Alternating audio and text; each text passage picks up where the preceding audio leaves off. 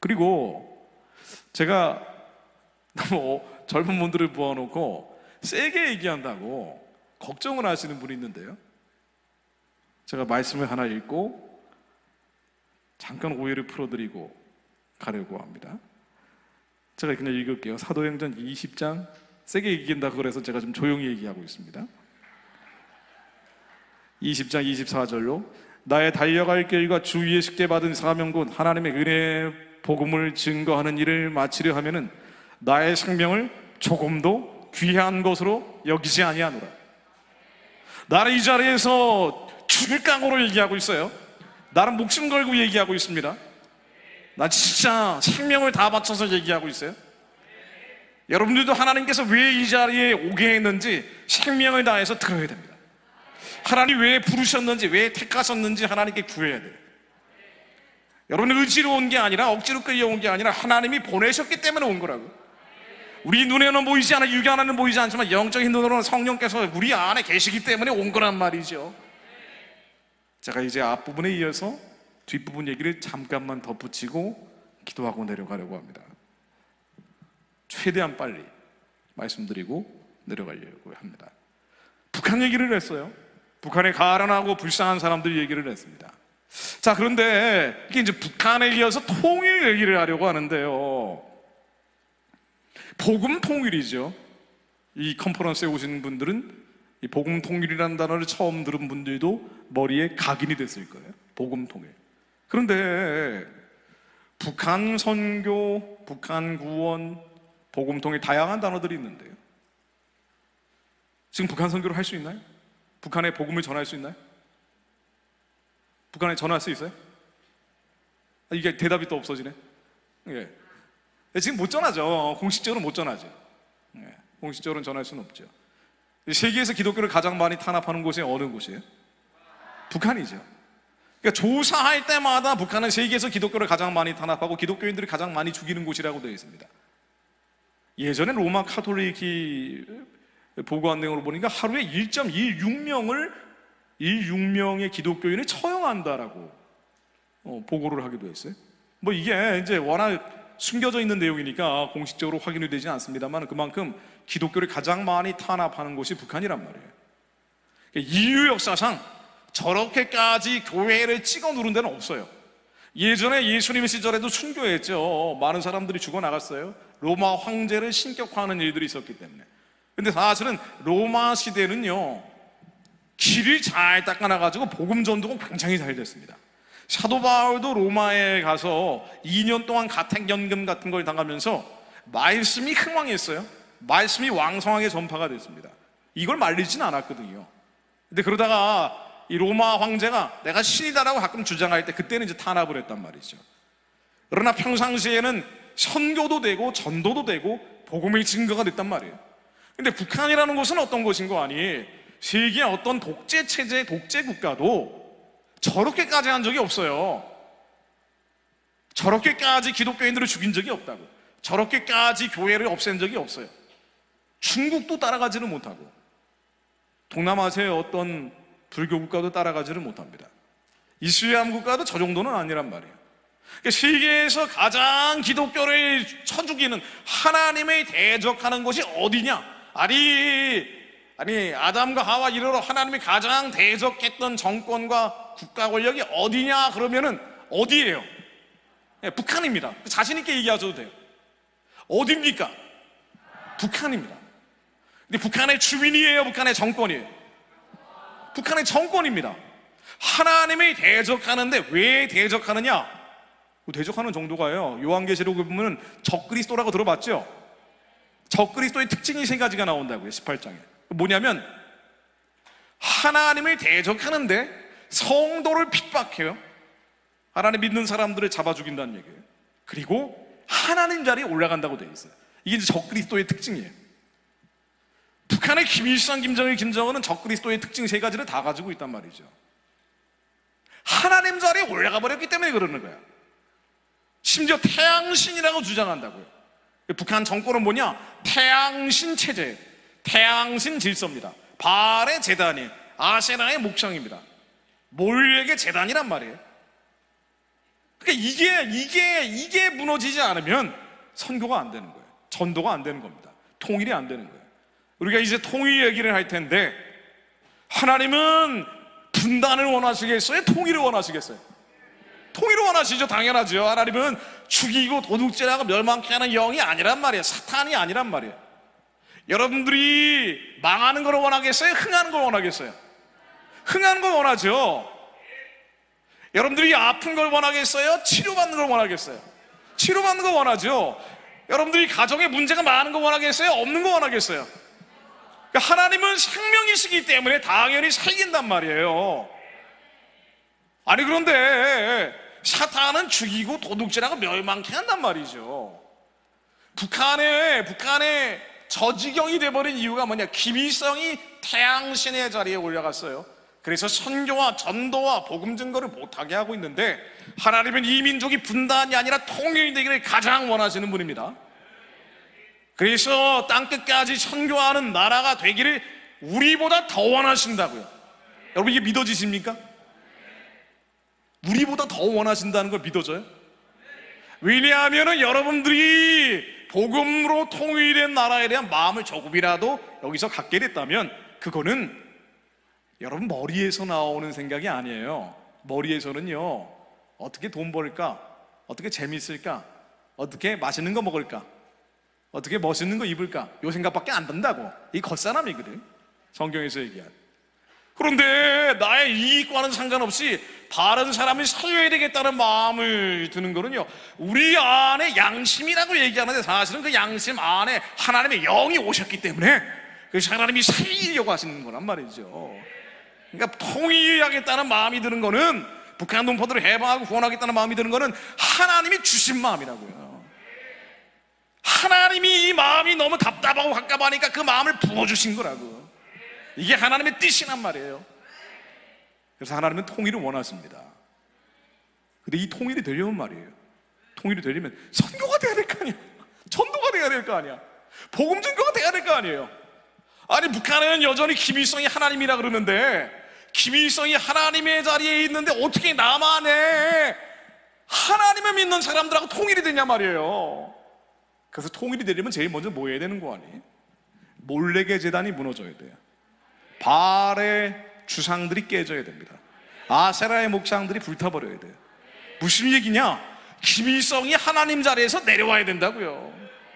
김일성 우상숭배가 중단돼야 돼요. 북한의 정권이 주체 사상이라는 것을 따라가면서 기독교를 저렇게 대적하고 있는데, 저 주체 사상을 따라가고 있는 북한 정권은 어떤 식으로든지 바뀌어야 된다는 거예요. 아니, 김정은이 예수 믿고 구원받으면 좋죠. 그런데 김정은이 예수 믿고 구원받으면은요, 김일성을 태양신으로 섬겼던 그 정권은 바꿀 거 아니에요. 그렇죠? 그래서 김일성이 태양신으로 섬기고 있는 그 정권은 무너져야 됩니다.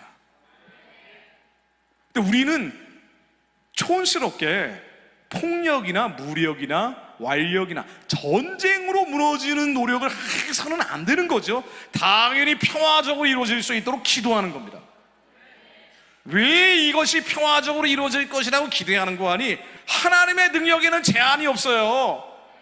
하나님의 말씀이 임하면 북한의 우상 숭배 권력이 평화적으로 무너집니다. 그래서 기도하는 거라고요. 기도하면 하나님이 말씀으로 한반도에 임하십니다. 그래서 북한의 우상 숭배 정권이 평화적으로 무너집니다. 근데 분명히 알고 계셔야 되는 거는, 정권에 대해서는 타협을 하면 안 됩니다. 아니, 김일성이 태양신 자리에서 내려와야 될 거 아니에요. 마피아 집단이 있어요. 근데 마피아의 괴수가 김정은이라고요. 근데 이 쫄개들까지 다 교회 나가려면 어떻게 해야 돼요? 그 마피아 사무실 문 닫아야 될 거 아닙니까? 그렇잖아요. 나쁜 짓은 그만둬야 될 거 아니에요. 조폭은 그만둬야 될 거 아니에요. 북한 정권은 무너져야 되는데, 무너진다는 거는 정권이 교체된다는 거고, 레짐 체인지라고 얘기하는데, 이것은 마피아 사무실 문 닫는 거라고요. 그래서 새롭게 되는 거예요. 그래서 우리는 복음 통일을 하기 위해서 가장 먼저 무엇을 기억해야 되는 거 아니에요? 김일성을 태양신으로 만들어 놓은 저 우상 숭배의 권력은 예수 그리스도의 무릎 여론이 평화적으로 무너질지어다, 평화적으로 망할지어다, 평화적으로 끝나라고 선포될지어다, 한국의 그리스도인들의 입술이 열지어다. 하나님께 기도하면 하나님이 평화적으로 역사하십니다. 그러면 놀랍고 기이한 일들이 벌어지는데 이걸 기적이라고 부르는 거예요. 하나님은 우리에게 이 나라와 민족에 지금까지도 기적을 많이 행하셨지만 앞으로도 기적을 행하려고 준비하시는 분이에요. 하나님은 여러분들의 인생에 기적을 만들려고 준비하고 계시다고요. 상식적으로 있을 수 없는 기적들, 복의 복을 더하고 번성케 하고 번성케 하기 위해서 기도하고 준비하고 계신 분이 하나님이십니다. 그래서 우리는 기도하는 거예요. 하나님은 우리 기도를 듣기 원하신다고요. 기적을 믿느냐? 너의 인생이 한심하고 처참하고 끔찍한데 기적이 일어날 걸 믿느냐? 그 믿으면 선포해라. 그러면 기적을 만들어 주겠다. 인생의 홍해를 갈라주겠다는 거예요. 어떤 식으로 통일이 될 거냐면요, 어느 날 갑자기 됩니다. 기이한 일들이기 때문에. 여러분들 북한 공부도 많이 하고 북한 연구도 많이 하실 수 있지만은 사실 공부나 연구하면은요, 상식적으로 보기 때문에 결론은 뭐냐? 북한 공부한다고 대학 가고 이제 그런 공부하려고 준비하는 분들한테 좀 미안하지만 오래 공부해 보니까 그렇더라고요. 대학 가고 대학원 가고 석사 박사 뭐 다 해봐야 결론은 뭐냐면은요, 상식적인 거기 때문에 세상의 학문이라는 게, 철학이라는 게 결론은 안 무너진다. 북한은 안 무너진다. 이게 결론이야. 상식적으로는. 그런데 하나님이 이 상식을 뛰어넘으시기 때문에 어떤 식으로 역사하실 것인고 하니, 자, 예를 한번 들어볼게요. 어느 날 갑자기 말이에요, 김정은이 권력의 자리에서 내려와 버렸어요. 하나님이 말씀하시면 그렇게 되는 겁니다. 어느 날 갑자기 김정은이 러시아로 돈 꾸러 갔는데, 아니 거기서 쿠데타가 일어나서 김정은이 못 돌아. 그래서 권력이 바뀌어 버렸어. 새로운 권력자가 등장했는데 하필이면 북한의 치아 기독교인이래요. 하나님의 역사는 제한이 없습니다. 한계가 없어요. 그래서 이 치아 기독교인이, 북한이 어차피 독재 체제니까 한 사람이 통치하기가 너무 좋아. 북한을 기독교 국가로 바꿔버렸어요. 온 나라의 신앙의 자유를 허용하고 외국에 계신 선교사분들이 다 와서 교회 좀 지어주십시오라고 문을 열어버려요. 한국의 그리스도인들, 청년들, 청소년들에게 제발 우리의 불쌍한 아이들에게 학교를 세워주고 병원을 세워주고 교회를 세워달라고 문을 열어요. 북한을 부자 나라로 만들기 전에 기독교 나라로 먼저 만들어달라고 교회를 세우는 일들이 벌어지면서 기적이 한반도 위에 일어날 수도 있습니다. 하나님이 하시면 불가능이 없어요. 그러나 분명한 것은 여러분들이 분별하셔야 돼요. 북한의 주민과 정권은 다릅니다. 하나님의 역사를 기대하지 않고 북한에 대한 마음을 받았는데 분별이 잘 안 되니까 북한 돕는다고 하면서 주민을 돕는다는 포장지는 걸쳤는데 사실은 정권을 돕는 일들이 대부분이거든요. 그러면은요, 한 가지 공통점이 있어요. 북한 정권이 무너지라는 기도를 안 합니다. 평화적으로 하나님은 무너뜨리려고 준비하고 계신데 기적을 기다리고 있는데 우리는 기적이 안 일어나는 거예요. 그리고 주민 돕는다고 하면서 정권만 계속 돕고 있어요. 시간이 점점 늦어지고 맞아 죽는 사람들, 굶어 죽는 사람들, 얼어 죽는 사람들은 더 늘어납니다. 그리고 우리 마음은 점점 식어져요. 기적이 안 일어나니까. 그래서 분별하십시오. 예수 그리스도의 이름으로 명하노니 북한의 우상 숭배 권력은 무너질지어다. 평화적으로 무너질지어다. 그리고 여러분들이 준비하셔야 됩니다. 북한이 열릴 그 다음에 뭐 하느냐? 여러분들이 재건해야 될 사람들이라고요. 여러분들이 왜 한국에 태어난지를 알아야 돼요. 피말 잃은 경쟁하면서 왜 한국에서 살고 있는지를 깨달아야 된다고요. 미국 시민권 가지고 태어났으면 좋잖아요. 아니 풍요롭고 자유롭고 번영이 있는 곳인데.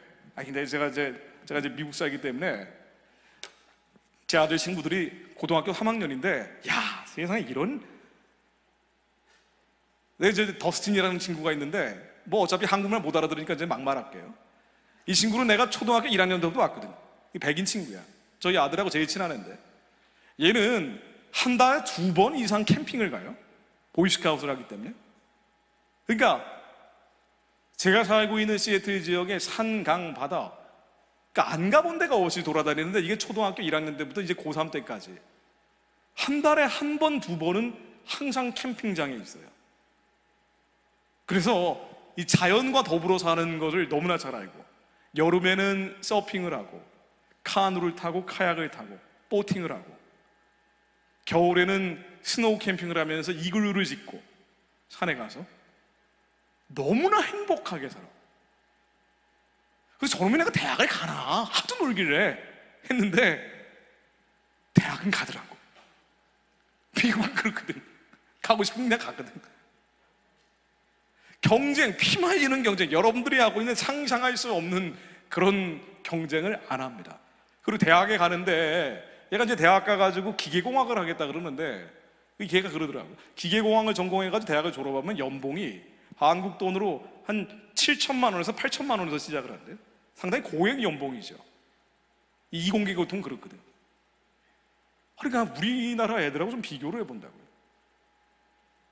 한국에서는 이건 중학교 1학년 때부터 이미 대학 공부를 시작을 하더라고. 사교육은 말할 나위도 없고 어떻게 예전에 우리는 이 정도는 아니었는데 이게 중3 되면은 고3보다 더 공부를 시키는 거예요. 이게 무슨 양극화되어 있는 경우도 있지만 너무 피말리는 경쟁을 하다 보니까 이 자본주의 사회는 우리가 지향해야 돼, 극복해야 될 뭔가 한계처럼 느껴지기도 하고 질식할 것 같은 느낌을 준단 말이에요. 그러니까 아이들이 도피할 수 있는 데가 게임, 오락, 미디어. 그러니까 한국 이게 발달하잖아요. 쉴 틈이 없으니까. 그러니까 머리 식히려면 그거 하는 거야. 근데 왜 미국에서 안 태어나고 하나님이 한국에서 태어나는지 모르면은요, 여러분들은 오락 중독, 게임 중독, 미디어 중독으로 흘러가게 되어 있다고요. 너무 힘드니까. 대학 가면 뭐해? 대학 죽어라고 공부해서 왔는데 아니 인서울대학 가기도 쉽지도 않지만 와가지고 미래가 안 보이는 거야. 삼성 취업하는 것도 어렵고 취업을 하면 또 뭐해? 대기업 들어간 다음에 이거는 죽기 살기로 일만 하지 않으면 승진이 안 되는데 그래가지고 죽기 살기로 일해서 승진을 하면 이제는 내 나이쯤 되면 나가라 그래. 그럼 퇴직금 얼마 받아가지고 자영업이라도 시작해보는데 하는 경험이 없으니 잘 될 리가 있나? 그때부터 인생의 고민은 더 커지는 거예요. 그러니까 이게 이 라이프 사이클이라는 게 한국에서는 너무 격렬하단 말이에요. 자, 그런데 하나님이 왜 미국 같은 데서 안 태어나게 하고 핀란드 가면 더 하죠. 핀란드, 노르웨이 이런 데 가면 더 늘어져 있죠. 왜 그런 나라가 아니라 한국에서 태어나게 하셨는지 여러분 그 이유를 모르면 인생이 괴로워집니다. 결론을 말씀드리자면요, 하나님이 여러분을 한국에서 태어나게 하신 것은요, 이 땅에서 잘 먹고 잘 사는 그런 목적도 있겠지만 하나님이 이 힘겨운 나라에서 태어나게 하신 데는 사명이 있기 때문이에요. 하나님이 시킬 일이 있기 때문에 이 나라에 태어나게 사는 나라라고. 이 나라는 굉장히 특별한 나라예요. 어떤 나라인 거 아니? 북한 사람들 살려낸 사람들과 함께 만주와 시베리아로 뻗어가서 조선족들, 고려인들 살려내서 중국의 12억 인구를 살려내야 될 사람들이라고. 여러분들은 중국 사람들을 살려내서 동남아시아, 미얀마, 필리핀, 캄보디아까지 살려내야 될 사람들이라고요. 복음의 쓰나미를 땅끝까지 밀고 가서 아랍을 열어야 될 사람들이에요. 그리고 이스라엘까지 회복시켜야 될 사람들이라고요. 그래서 특별하게 불려서 한국에 태어나게 하신 거란 말이에요. 이 사명감을 모르면은요, 도망갈 생각밖에 안 해. 피할 생각, 은둔할 생각밖에 할 수밖에 없다니까요. 조금 힘들고 괴롭고 아프면은 그냥 피해버리는 거야. 여러분, 사명이 있는 사람들입니다. 왜? 하나님의 아는 사람들은 하나님의 영이 우리 심령 가운데 오셨어요. 그래서 우리 안에서 착한 일이 그때부터 시작하신다고. 하나님이 안다는 게 얼마나 고귀한 건고 아니, 하나님의 영이 쏙 하고 우리의 심장 가운데로 들어오셔서 우리를 새로운 피조물을 거듭나게 하시고 그때부터 선하고 기쁘고 온전하신 뜻이 무엇인지 알게 해서 하나님의 뜻을 하늘에서처럼 이 땅 가운데 이루게 하신다고. 이게 왜 중요하느냐? 예수 믿고 구원받고 천국 가는 거로 끝나는 게 아니라 우리는 반드시 그리스도의 심판대 위에 세워져야 부활하기 때문에, 그래서 심판대 위에 세워져서 너 뭐하다 왔니라고 예수님이 물어보신다고요.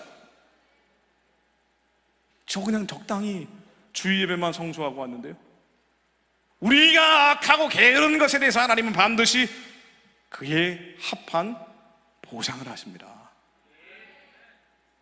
그래서 우리는 하나님의 뜻을 구하고 그 뜻이 이루어질 수 있도록 기도하는 거예요. 제가 PT가 잔뜩 있지만 이 말씀만 드리고 잠깐 보여드릴게요. 여러분, 사명이 있는 사람들이에요. 모든 사람들이 사명이 있습니다. 놀라운 사명들이 있어요. 그걸 발견하고 이루어질 수 있도록 기도하고 행해야 합니다. 저는 별거 없는 것 같은데요, 저는 뭐 아무것도 아닌 것 같은데. 아니요, 하나님이 우리 안에 계시기 때문에 하나님께서는 우리를 통해서 선한 일을 하시려고 하는 분이에요. 그래서 너희의 자녀들이 예언할 것이고 청년들이 꿈을 꾼다, 환상을 본다. 우리의 현실이 아니고 이 답답하고 갑갑한 현재가 아니고 하나님이 주신 꿈이 있으니까 그 비전, 환상을 보게 하신다는 거예요. 말씀에 여러분들 해야 할 일들이 너무나 많은 사람들이라고요. 제가 딱 한 가지 예를 들고 끝내려고 합니다. 얼마 전에 캄보디아에 갔는데요, 캄보디아 그 시엠림이라는 도시가 있어요. 킬링필드라는 말 들어봤습니까? 캄보디아가 공산화되면서 있었던 끔찍한 학살극을 킬링필드라 그러는데, 킬링필드가 있었던 곳이 바로 캄보디아죠. 사실은 동남아시아 전역이 그렇지만 프놈펜이라는 수도가 있고 그 좀 떨어져 있는 데가 시엠림인데, 시엠림에 투알렘이라는 큰 동남아시아에서 제일 큰 호수가 있고, 거기에 캄보디아가 세계 10대 빈국이고 북한하고도 제일 친한 나라지만은 이 캄보디아에서도 가장 가난한 사람들이 살고 있는 데가 깜뽕뿔락이라는 마을이 있어요. 이게 수상가옥이야. 그 수상가옥, 사다리 같은 그 집들 위에 있는데 TV나 사진 이런 걸 많이 봤지만 저도 이제 현장에서 본 건 처음이에요. 세상에 이렇게 더러울 수가 있나? 일단은 세상에 이렇게 더러울 수. 왜? 하수구가 없어. 그 호수에서 똥오줌물이 그냥 나가는 거야. 그래, 애들이 거기서 그냥 살아. 그거보다 더 비참한 거는 바로 옆에 있는 선장가옥 말이 있어요. 여기는 더 비참해. 여긴 주소가 없어요. 배를 따라 왔다 갔다 하기 때문에. 이 사람들은 베트남 난민이에요. 베트남이 공산화되면서 친미파들이 이쪽으로 도망쳐가지고 살고 있는 사람들. 근데 국제적으로 난민으로 인정받지도 못하는 사람들이란 말이죠. 근데 이 깜뽕뿔락에 있는 사람들을 보면은요, 나름 만족스러워 보여요. 행복지수도 높다 그래요. 왜 그러냐면은 불교적 윤회론을 믿고 있거든요. 내가 전생에 죄를 지어서 체념해버린 거야. 그래, 절망 속에 빠져 있는 거야. 근데 사실은 객관적인 기준으로 보면 가장 비참한 사람들이고, 만약 이 사람들에게 한국 관광이라도 3개월 정도 시켜주면은 내가 얼마나 지옥 속에서 살고 있는지를 깨닫게 될 사람들이죠.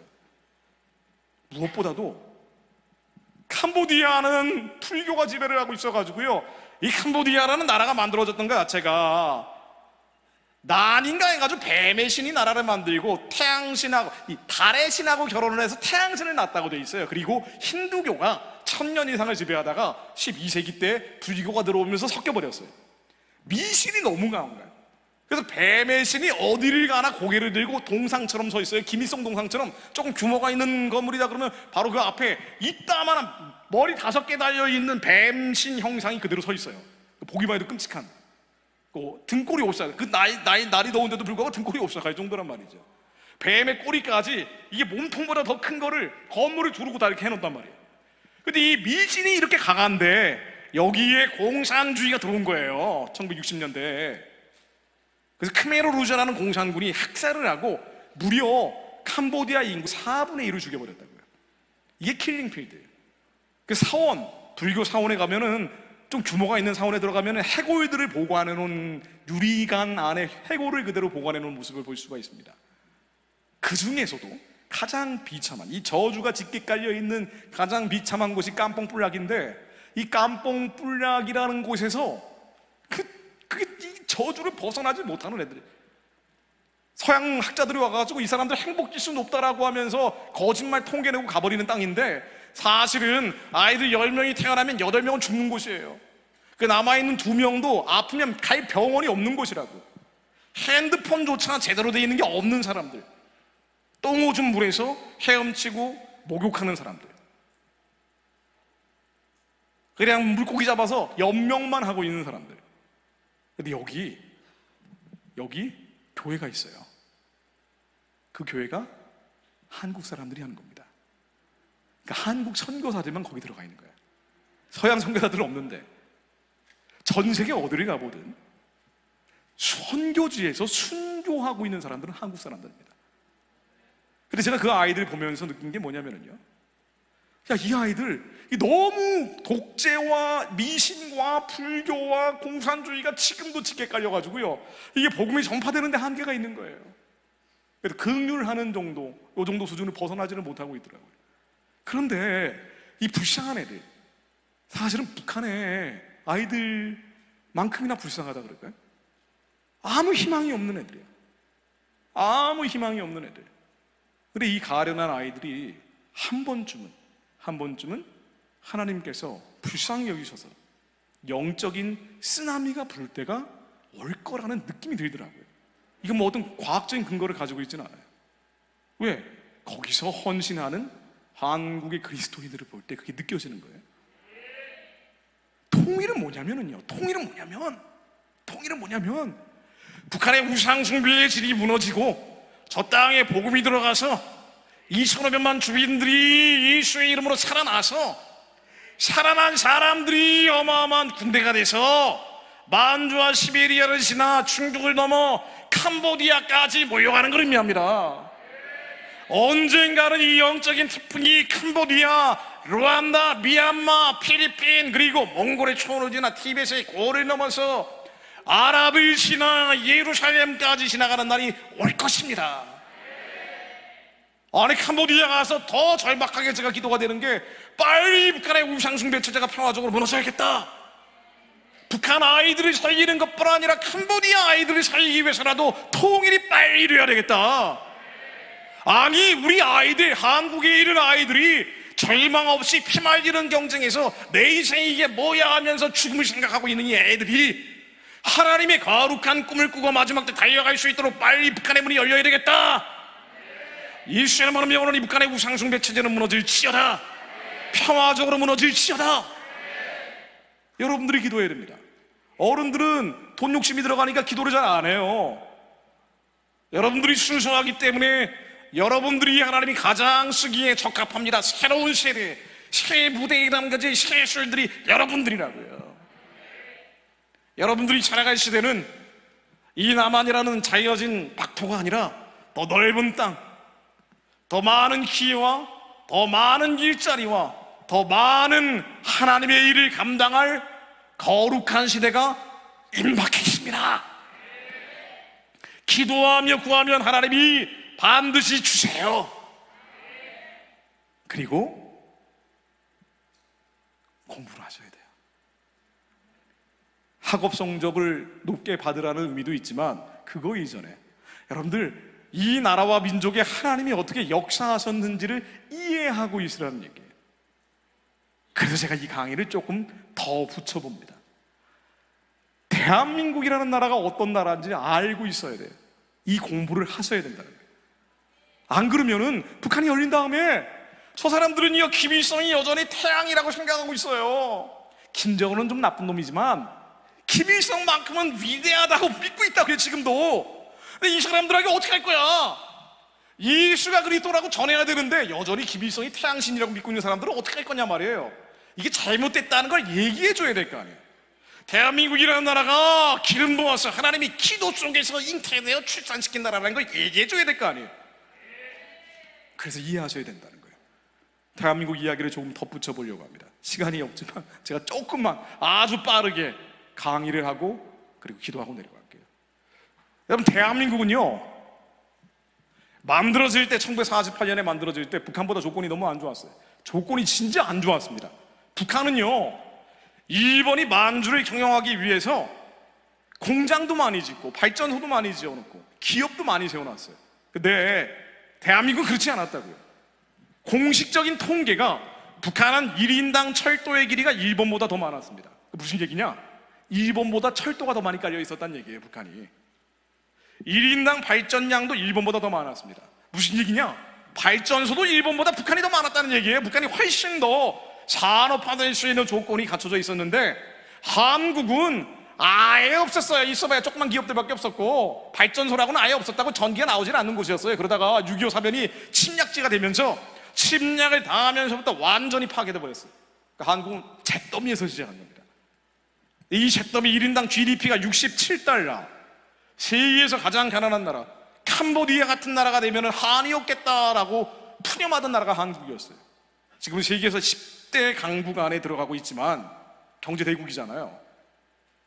근데 만들어졌을 때는 세계에서 제일 가난한 나라였어요.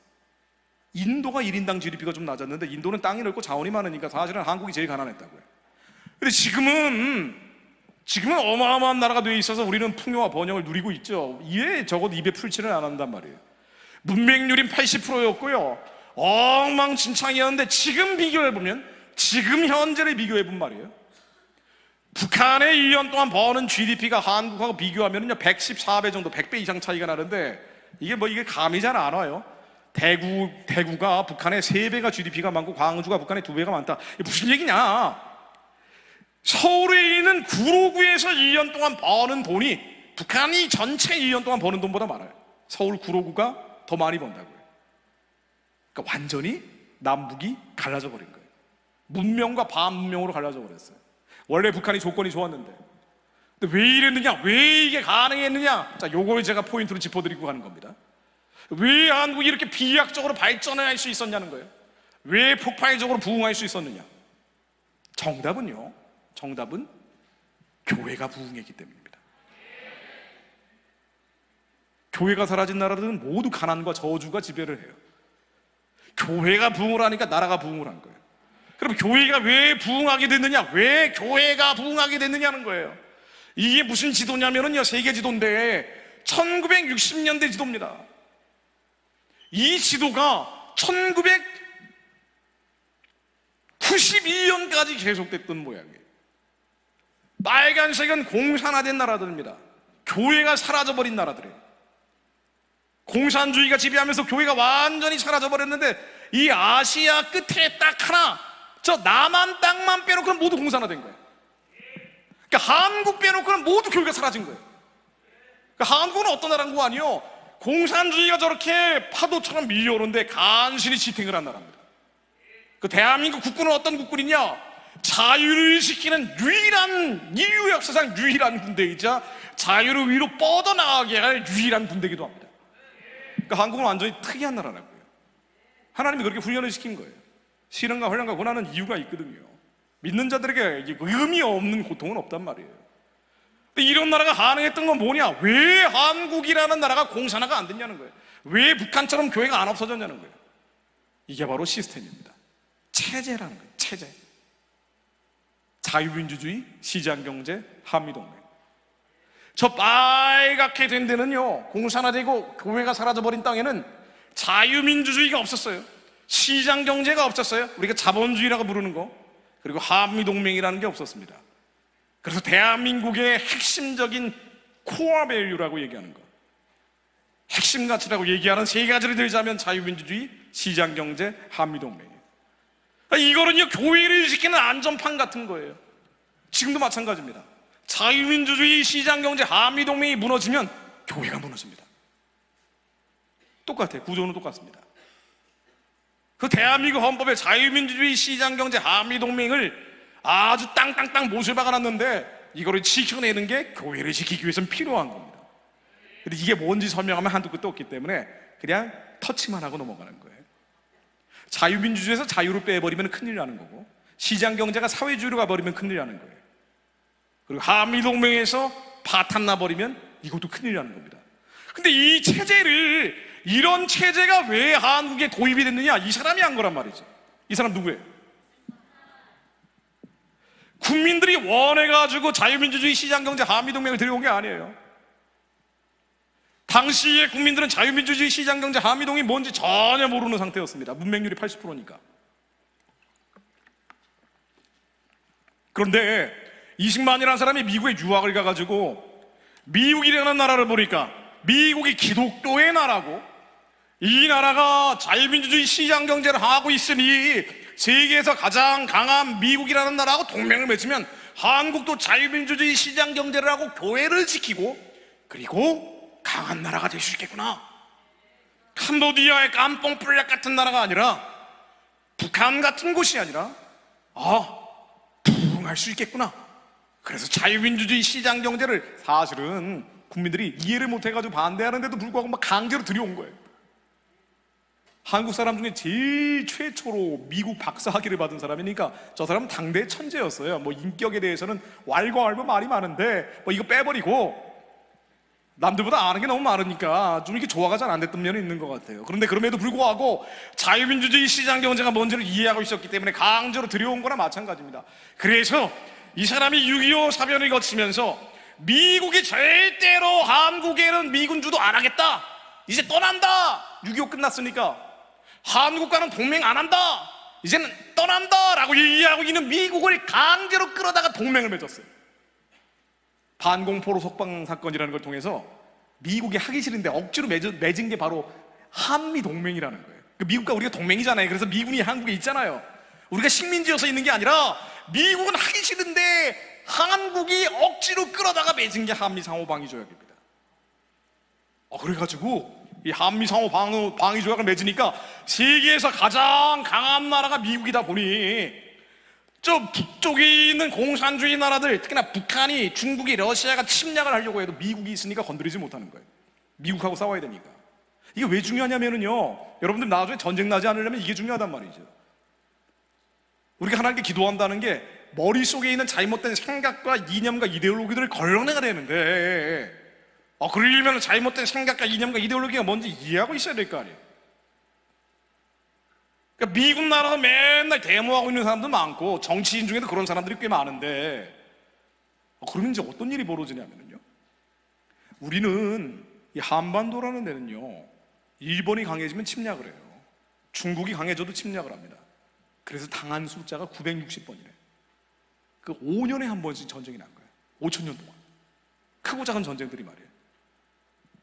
아니 이렇게 전쟁이 많으니까 뭐 경제 발전에 뭐 하고 자주고가 있나? 맨날 전쟁 난인데. 그러니까 이 근대 사회에 들어서는 더 전쟁이 많아진 거예요. 그러니까 이 나라는 경제적으로 잘 먹고 잘 살 수가 없어요. 왜냐? 맨날 침략을 당하니까. 가을에 가을 거지를 해가지고 추수를 해놓으면 외놈들이 뜯어가든가 떼놈들이 몰려온단 말이죠. 그래서 이거 안 되겠다. 그 중에 하나가 중국이 개입한 6.25란 말이죠. 이거 안 되겠다. 그래서 이승만이 미국이라는 우리하고는 아주 멀리 떨어져 있는 나라, 우리를 절대로 침략할 필요성이 없는 미국이라는 나라를 한국하고 동맹을 맺어가지고 한국을 보호한 거예요. 그러니까 북한이 안 들어온 거예요. 미국하고 동맹 맺고 나서는 6.25 같은 전쟁이 없었다고요. 전쟁이 80년 가까이 없으니까 경제가 발전을 한 거예요. 그러니까 교회가 부흥을 한 거란 말이죠. 여기서 그친 게 아니라 이승만이라는 사람이 뭐 욕도 많이 먹는데 이거 좀 잘 모르고 얘기하는 경우가 많은데요, 미국하고 동맹을 맺으니까 미국의 군사기술을 들여와가지고 부국강병을 합니다. 건국할 때만 해도 5만 명밖에 안 되는 군인이 이승만이 퇴임할 때는 70만 명으로 늘어나요. 이게 무슨 의미를 갖냐면요, 이게 강의를 하는 거예요. 이것도 제가 얘기 안 하고 그냥 여러분들 마음만 뜨겁게 하고 내려가도 돼요. 그럼 나도 편하다고요. 강의 안 하고 그냥 부흥회만 하고 난 좋다고.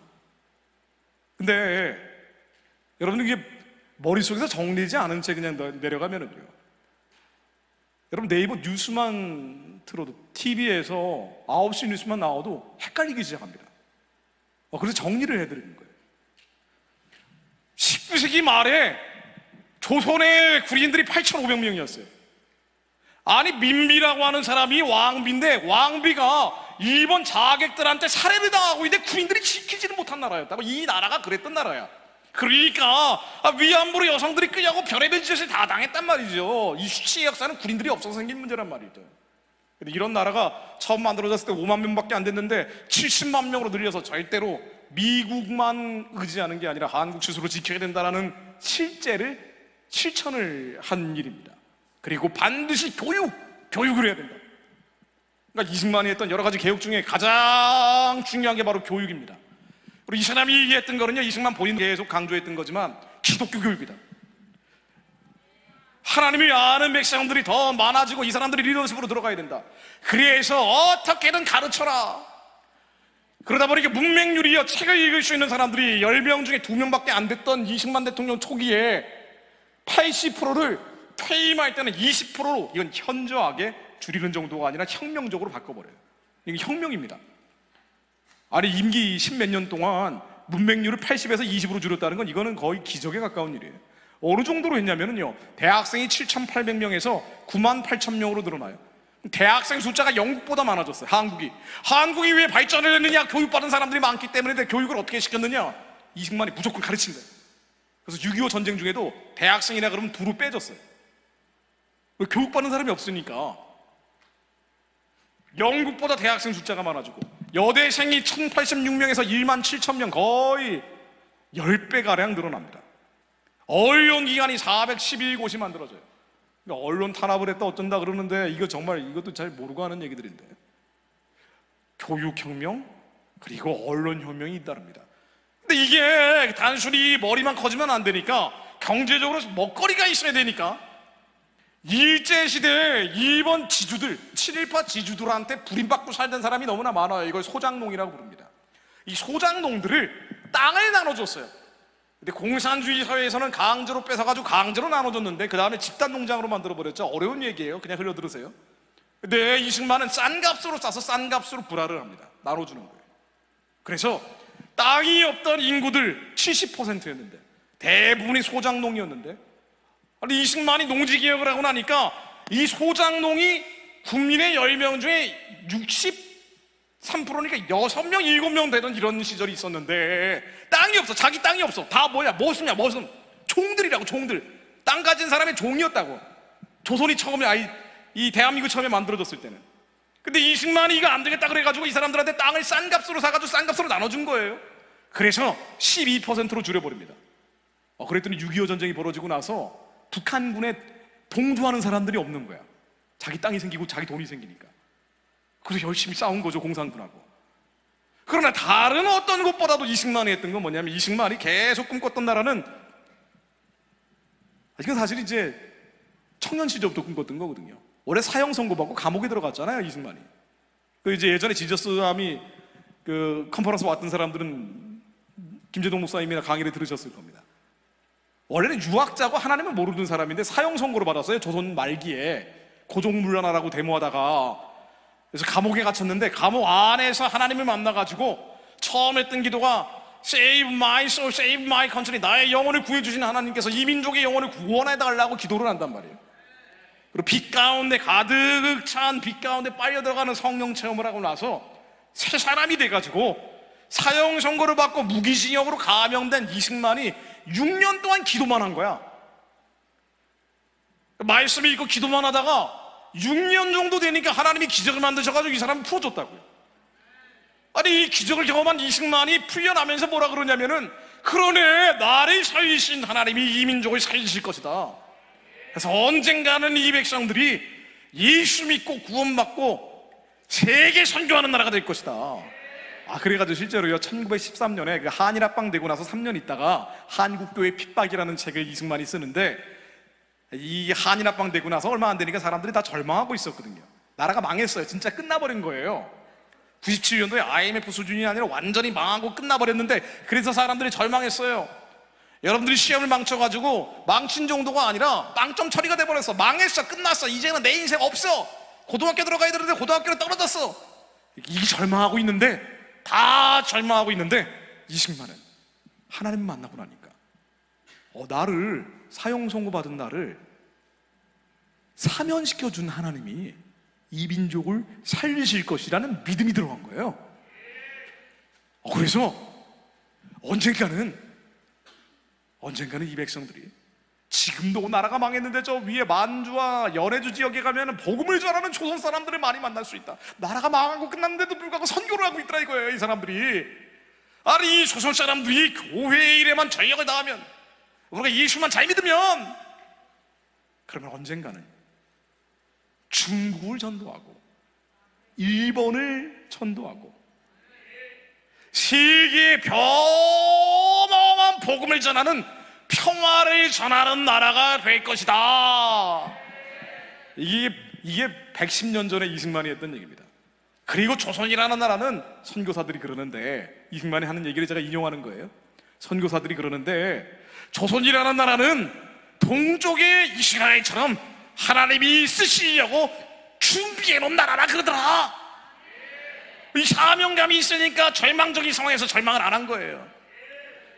사명이 있는 사람들은 절망적인 상황이 와도 절망하지 않습니다. 여러분, 상황과 환경이 문제가 아니라고요. 절망하고 있는 내 마음이 문제란 말이죠. 그래서 이승만이 35년 일제시대 동안 반드시 이런 나라가 되어야 된다. 이승만만 그랬던 게 아니에요. 사실은 그 당시에 하나님을 아는 지식인 지도층들 중에 하나님을 인격적으로 만난 사람들은 반드시 이런 나라를 하나님이 만들어 주실 것이다. 그 나라는 이 민족을 저주의 굴레에서 벗어나게 할 뿐 아니라 세계에 복음을 전하는, 선교하는 나라를 만들어 주실 것이다. 그래서 이 비전을 가지고 35년의 굴욕적인 시절을 버티다가 드디어 45년도에 광복이 됐어요. 광복이 되니까, 일제가 물러가니까 이승만은 말할 나위도 없고, 기도했던 사람들은 뭐라 그랬냐면은, 이거는 내가 한 게 아니다. 우리가 독립운동에서 한 게 아니라 하나님이 하셨다. 여러분, 하나님을 아는 사람들이 보는 역사와 하나님을 모르는 사람들이 보는 역사는 완전히 다릅니다. 그래서 제가 처음에 시편 말씀 인용해드린 하나님의 기이한 사적을 기억하고 전달하는 게 이거예요. 하나님이 대한민국을 만들 때도 하나님을 아는 사람들은요, 우리가 만든 게 아니다, 하나님이 만들었다 그랬어요. 그래서 1945년도 광복되고 3년 뒤에 48년도에 대한민국을 처음으로 시작하는데, 1948년도 5월 31일 날 국회를 시작을 할 때 이승만 당시 임시 국회의장이 이렇게 기도합니다. 여기 있는 사람들이, 왜냐하면 이 198명의 초대 국회의원들이 다 앉아 있었어요. 이승만이 기독교인이지만 종교를 강요할 수는 없잖아요. 근데 그런데도 불구하고 이승만이 뭐라고 기도하는 거 아니?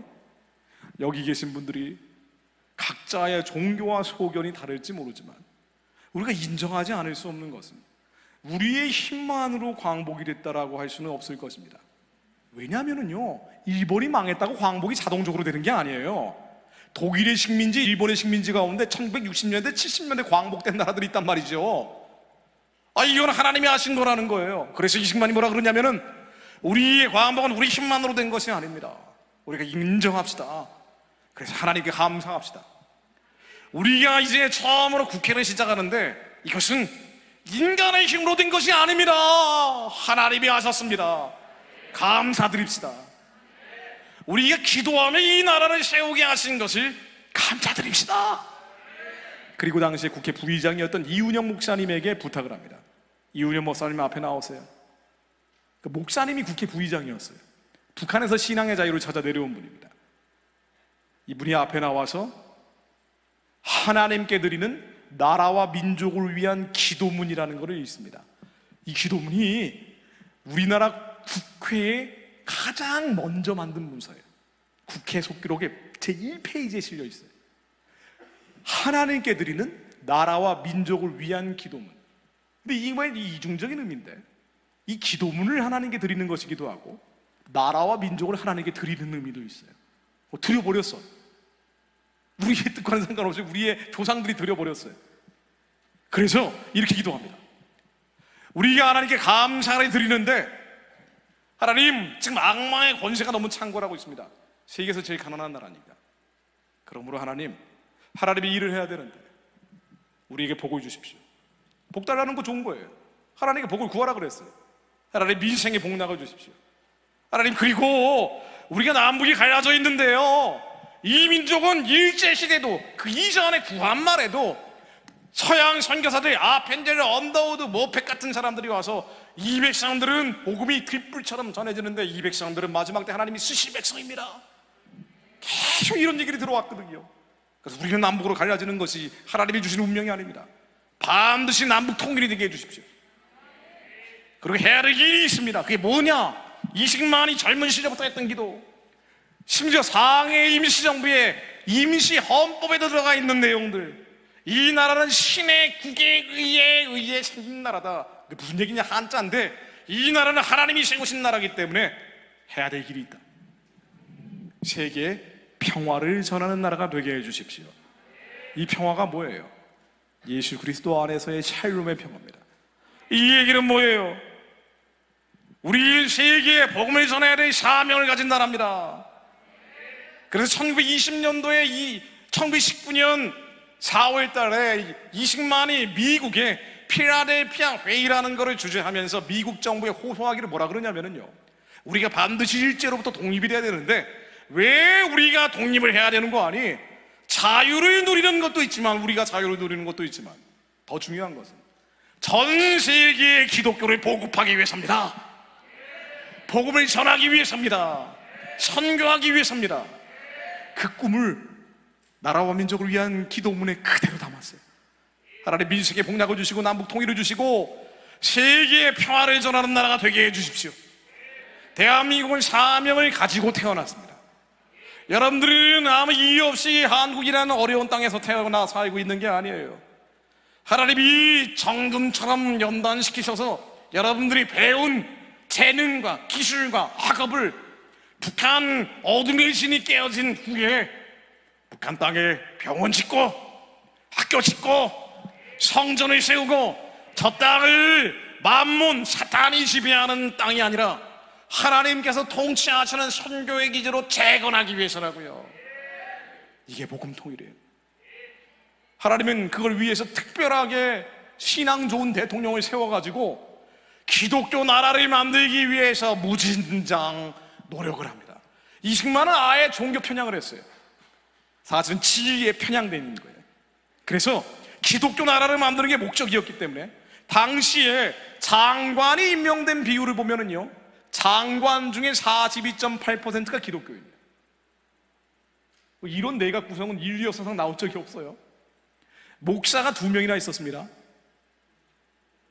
국회의원 중에도 21.2%가 기독교인이었는데 이승만은 아예 기독교 나라를 만드는 게 목표였기 때문에, 왜냐하면 복음이 아니면 이 나라는 살 길이 없다는 거예요. 너무 저주가 많기 때문에, 미신과 우상숭배가 아직도 있기 때문에.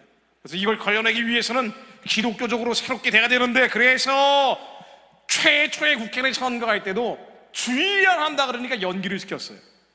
미 군정청 시절에 로비를 해가지고 연기를 시켰죠. 성탄절을 국경일로 정하고 매년 대통령이 나와서 성탄 메시지를 방송으로 연설을 합니다. 대통령이 크리스마스 때 예수님 태어나신 걸 기념하면서 연설을 해요. 그러니까 얼마나 많은 사람들이 교회로 몰려가겠습니까? 가장 많은 사람들을 전도한 게 이승만이라고요. 불교가 공율이 된 건 그로부터 26년 뒤에요. 한참 뒤에 있었던 일입니다.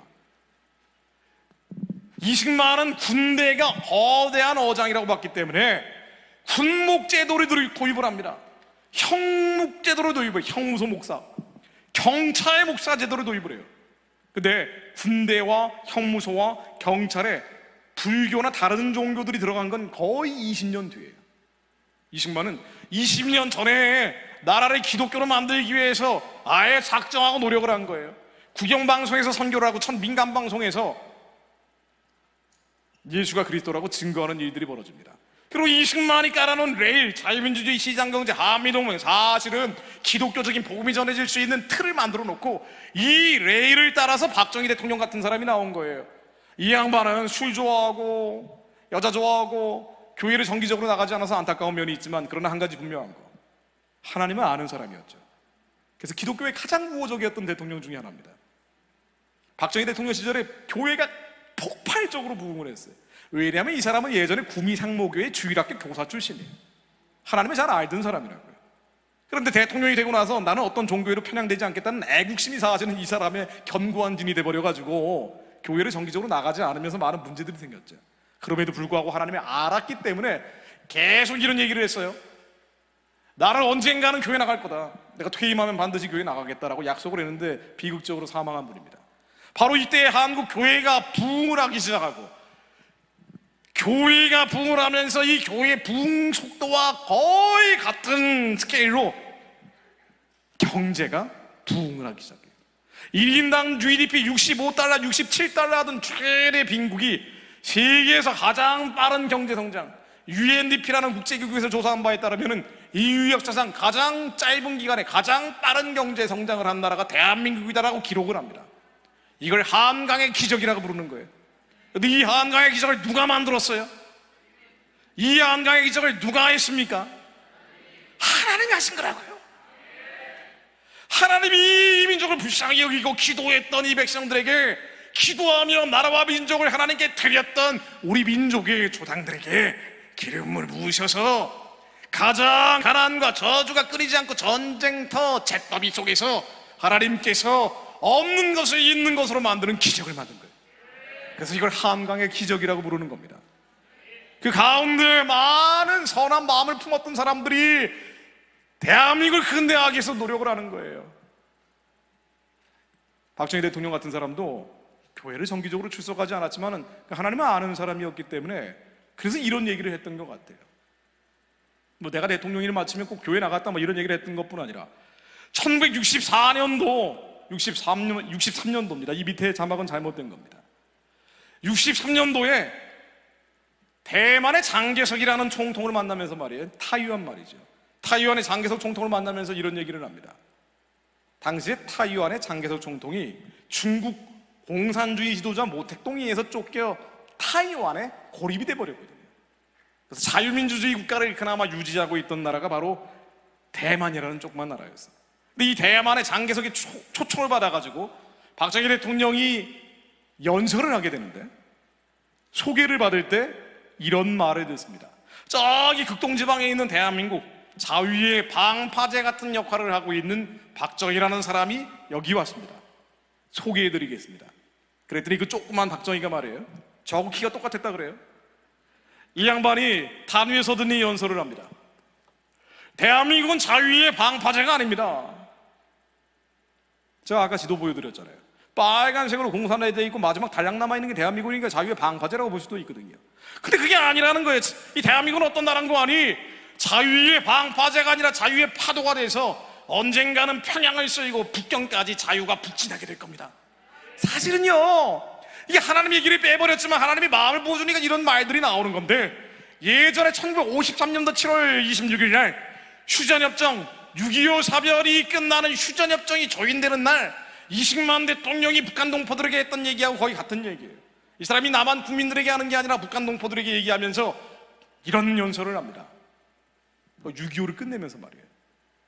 북한 동포들에게, 동포요, 희망을 버리지 마시오. 우리는 당신들을 잊지도 않을 것이고 버리지도 않을 것입니다. 한국 민족의 기본 목표는 우리가 가야 될 길, 해야 될 일은 당신들이 살리고 구원하는 데 있습니다. 이게 대한민국이 만들어진 목표라는 거예요. 대한민국은 잘 먹고 잘 살기 위해 만들어진 나라가 아니라는 거예요. 이 나라는 북한 사람들이 살려낸 사람들과 함께 아직 살려내지 못한 열방의 잡족들, 이방의 족속들을 살려내는 거라는 거예요. 이게 대한민국이 세워진 목표라는 거예요. 여러분들은 그런 나라에 태어나 살고 있다는 거예요. 왜 힘들고 어렵고 괴롭고 피말 잃은 경쟁 속에서 한국민으로 살아가야 되느냐? 하나님이 사명을 주셔서 특별히 여러분들을 뽑으셨기 때문이라고요. 그래서 훨씬 풍요롭고 훨씬 자유로운 미국 시민이 아니라 한국 국민으로 살아가게 하시는 거란 말이에요. 하나님의 부르심과 택하심이 이 민족에게 강력하게 기름 부어져 있는데 이걸 깨닫지 못하면 어떻게 됐냐면요, 유대 백성들이 가나안으로 가야 되는데 가나안으로 가야 되는 숙명을 거부해버리면 어떻게 되는 거 아니에요? 하나님이 어렵게 하십니다. 힘들게 하세요. 광야길을 돌게 하시는 거예요. 한국이 가난할 때는요, 하나님 뜻을 알았어요. 광장에 모여나와서 틈만 나면 기도했습니다. 이 광장 기도회라 그래요. 광장에 모여나온 거예요. 1950년대, 60년대, 70년대, 80년대, 90년대까지만 하더라도 말이에요. 한국에 뭔가 문제가 있다 그러면 광장에 수십만 기독교인들이 모여나와가지고 하나님께 부르짖었어요. 1994년도가 거의 마지막 광장 기도였는데 그때 몰려온 사람들이 20만 명이었다고. 20만 명이 여의도 광장에 모여서 무슨 기도를 했는 거 아니? 북한이 핵무기를 만든다 그러니까 안 된다. 아이 무슨 핵무기냐? 북한은 빨리 구원하고 해방해야 되는데, 복음이 전해져야 되는데 핵무기를 만든다니 있을 수 없는 일이다. 그래서 20만 명이 몰려나와가지고 하나님께 부르짖었습니다. 하나님, 저 김일성, 자기가 태양신이라고 주장하는 저 김일성, 하나님이 해결해 주세요. 아주 간단하고 심플하게 기도했어요. 그랬더니 무슨 일이 벌어진지 아세요? 그때 6월 25일이네요 1994년 6월 25일. 그리고 나서 한 보름이 지나니까 무슨 일이 벌어졌게요? 김일성이 심장마비로 죽어버렸어요. 하나님이 행하시는 데는요 제한이 없습니다. 우리가 북한의 핵무기 얘기하고 미사일 얘기하고 수많은 위기를 말하고 있지만 하나님 앞에서는 바람 앞에 먼지 같은 거예요. 나의 일은 겨 같은 거라고요. 근데 왜 우리가 위기를 안고 사느냐? 사명을 향해 가는 게 아니라 기도하지 않기 때문이에요. 어른들이 기도 안 하면 여러분들이 기도해야 됩니다. 여러분들이 살아갈 날들이 더 많기 때문입니다. 예수 그리스도로 영원히 북한의 우상 숭배지는 평화적으로 무너질지어다. 하나님, 이 1,500만 백성들, 저들이 해방되고 구원받는 날까지 까마귀를 통해서라도 먹여 주옵소서. 저들이 보존시켜 주옵소서. 하나님께서 말씀으로 한반도 위에 임하여 주옵소서. 우리의 상식을 뛰어넘는 놀라운 기적들이 일어나게 하옵소서. 기도하면 변화합니다. 하나님은요 기다리고 계신 거예요. 여러분들이 기도를 받기 기다리고 계신 겁니다. 그러면 여러분들은 이 말도 안 되는 입시제도에 시달리면서 숨막히고 지식될 것 같은 삶을 계속 살아가야 될 숙명을 가진 사람들이 아니라고요. 피하고 숨고 달아나 버릴 그런 운명을 가진 자들이 아니에요. 여러분들은 북한을 열고 여러분들이 기도해서 북한의 우상의 진이 무너지면 그 다음에 여러분들 뻗어갑니다. 어둠과 흑암의 진이 사라지고 난 다음에는 뻗어가는 거예요. 쭉쭉 열고 가는 겁니다. 북한의 죽음의 땅에 이제는 하나님의 성전이 세워지는 겁니다. 완전히 거리마다 마을마다 예수가 그리스도라는 찬양과 경배 소리가 울려 퍼지는 날이 오는 거예요. 그날을 위해서 하나님이 예비해 놓으신 거라고요. 살려낸 자들, 끔찍한 고난과 고통받았던 자들, 이들이 살아나면 살아난 이유가 복음이었기 때문에 뭐 할 거야 이 사람들을. 지금 북한 군인이 120만 명 그런다는데 김일성, 김정은을 위해서 죽겠다고 했던 120만 명 이제 뭐 할 겁니까? 할 줄 아는 거라고는 사람 죽이는 것밖에 없는 사람들인데 이거 어떻게 통제할 거예요? 그러니까 우리가 연구하기 시작하면요 방법이 없어요.